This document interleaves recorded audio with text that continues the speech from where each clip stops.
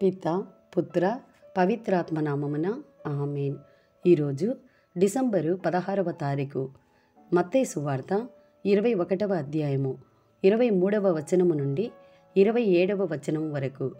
ఇట్లు చెప్పి యేసు దేవాలయమున ప్రవేశించి బోధించుచుండగా ప్రధానార్చకులు పెద్దలు వచ్చి, ఏ అధికారముతో నీవు ఈ పనులు చేయుచుంటివి?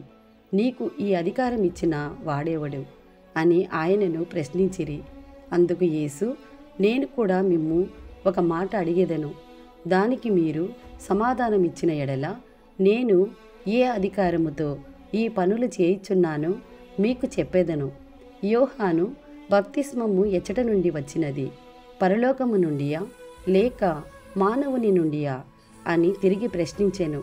అంతట వారు తమలో తాము ఇట్లు తర్కించుకొనిరి, పరలోకము నుండి వచ్చెను అని సమాధానమిచ్చితిమా?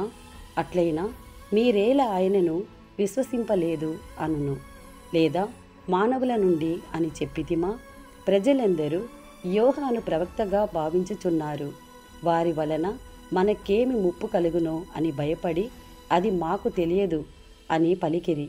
అప్పుడు ఆయన వారితో, అట్లయినా నేను ఏ అధికారముతో ఈ పనులు చేయుచుంటినో నేను చెప్పను అనెను. ఇది ప్రభుని వాక్కు. సర్వేశ్వరునికి వందనములు.